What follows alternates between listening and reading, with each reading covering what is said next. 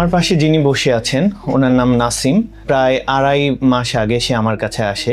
আমার জীবনের অন্যতম চ্যালেঞ্জিং একটা কেস হিসেবে আজকে আমি নাসিমকে প্রেজেন্ট করতে চাই। আমি AKM Minarul Tauhid, consultant physiotherapist হিসেবে কাজ করছি unique pain and paralysis centre Mirpur 11-তে। আমার দীর্ঘ 14 বছরের পেশাগত জীবনে আমি নাসিমের মতো চ্যালেঞ্জিং কেস খুব কমই পেয়েছি। আসলে চ্যালেঞ্জটা ছিল সেটা হচ্ছে আমাদের দেশে ফিজিওথেরাপি চিকিৎসা ব্যবস্থার উপরে মানুষের নির্ভরতা অত্যন্ত কম।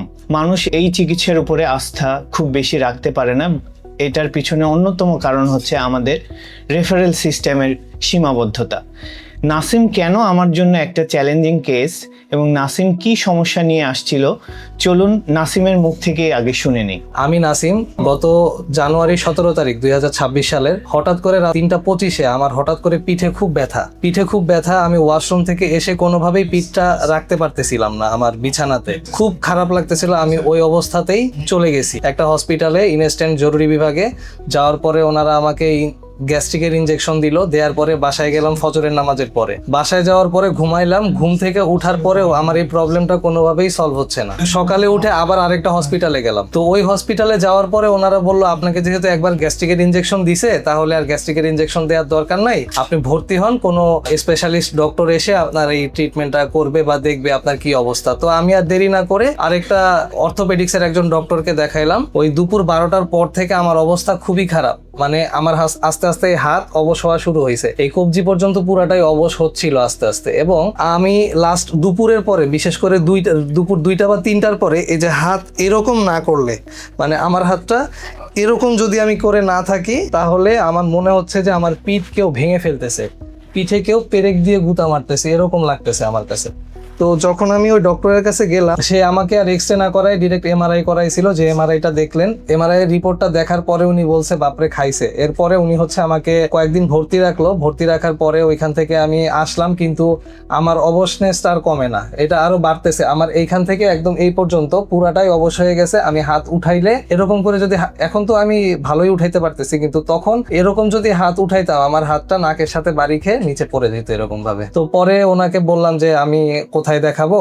তো তখন উনি বলল যে আপনি একটা কাজ করেন, যেহেতু আপনার বাসা মিরপুরেই, unique pain and paralysis centre, ওইখানে ভাইয়ার কথা বলছিল যে ওইখানে যান, ওনার সাথে করলে আপনি একটু দেখেন কি বলে উনি। তো ওনার সাথে আমি দেখা করছি, কিন্তু ওনার সাথে দেখা করার মাঝে আমি আরো 2-3টা সার্জনের সাথে কথা বলছিলাম, যারা অপারেশন করে। তো সার্জনরা অপারেশন করতে চাইছিল, আমি অপারেশনের পক্ষে ছিলাম না দেখে সার্জনরা আমাকে বকাও দিছে যে তোমাকে এখানে টেস্টগুলা দিয়ে দিলাম, এই টেস্টগুলা করে আসো, অপারেশন করবা কি করবা না এটা তোমার পরের বিষয়। তো আমি একটু নার্ভাস হয়ে গেছিলাম। তো নার্ভাস হওয়ার পরে আমি আমার ফ্যামিলি মেম্বারদের সাথে কথা বলছি। আমরা সবাই একটু ইনডিসিশনে ছিলাম যে আমি অপারেশনে যাব নাকি ফিজিওথেরাপি নিয়েই ট্রাই করব। তাওহিদ ভাইয়া বলছিল যে আমি আসলে 2 সপ্তাহ দেখতে চাই যে অপারেশনটা কোনোভাবে অ্যাভয়েড করা যায় কিনা। তো ওনার এই রেসপন্সের উপরেই বেস করে আমি আমার ফ্যামিলির সাথে বললাম যে একদম অপারেশনের পরেও তো আমার থেরাপি নেওয়া লাগবে, বাট যদি অপারেশন আনসাকসেসফুল হয় তাহলে তো আমি সারা জীবন পঙ্গু থাকবো। তো এই জন্য আমি ভাইয়ার এই অফারটা একসেপ্ট করছিলাম যে ঠিক আছে। আমি ফ্যামিলিকেও বুঝাইতে সক্ষম হয়েছিলাম।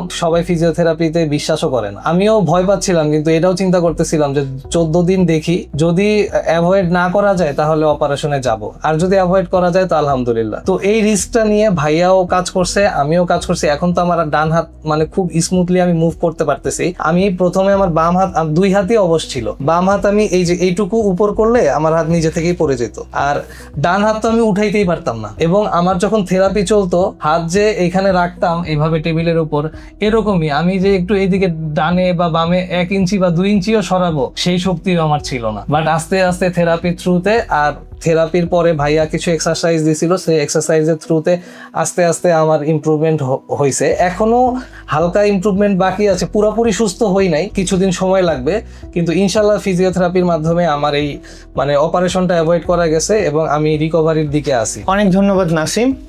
আসলে নাসিমের যে অবস্থাটা ছিল, শুরুর দিকে ওর সিম্পল নেক পেইন ছিল, যেটা অনেকেরই থাকে। এই নেক পেইনটাকে সে আসলে খুব বেশি গুরুত্ব দেয়নি। এর পরবর্তীতে যেটা হয়, তার ঘাড় থেকে ব্যথা হাতের দিকে চলে যায় এবং এই বিষয়টা মাঝে মাঝে হতো, মাঝে মাঝে হতো না। তো এটাকেও সে ইগনোর করে গেছে। একটা পর্যায়ে যেটা দেখা যায় যে আমাদের ঘাড়ে যে স্পাইনাল নার্ভ আছে, এই নার্ভের গোড়ায় তার কম্প্রেশনটা হয় এবং একটা পর্যায়ে এটা স্পাইনাল কর্ডকেও কম্প্রেস করে ফেলে, যেটাকে আমরা মেডিকেলের ভাষায় বলি সার্ভাইক্যাল মায়োপ্যাথি। তো নাসিম সার্ভাইকাল মায়োপ্যাথিতে আক্রান্ত ছিল, যেটার কারণে ওর কমপ্লেক্সিটিটা অনেক বেশি ছিল। আমরা ওকে ফিজিক্যালি অ্যাসেস করি, অ্যাসেস করার পর আমি 2 সপ্তাহের একটা চ্যালেঞ্জ নেই। নাসিমের অভিভাবকের সাথে কথা বলে ওকে আমরা টানা 2 সপ্তাহ প্রতিদিন 2 বেলা ফিজিওথেরাপি করার মাধ্যমে যখন তার ধীরে ধীরে উন্নতিটা আসে, তখন আমরা সিদ্ধান্ত নেই যে নাসিমের আর অপারেশনের প্রয়োজন হবে না। এবং আমরা বিগত 2 থেকে 2.5 মাস ওর ইন্টেন্সিভ ফিজিওথেরাপির মাধ্যমে আমি বলবো নাসিম এখন শতকরা 90% সুস্থ। এখন নাসিম নিজে হাতে খাবার খেতে পারে, নাসিম এখন তার ডান হাত দিয়ে লিখতে পারে, এবং নাসিম আগে যে জবটা করতো, যে জবটা চলে যাওয়ার সম্ভাবনা ছিল, অফিস থেকে তাকে 3 মাসের মেডিকেল লিভ দেওয়া হয়েছিল, যে এই 3 মাসের মধ্যে যদি ও সুস্থ স্বাভাবিক জীবনে ফেরত আসতে পারে তাহলে সে আবার জবটা কন্টিনিউ করতে পারবে।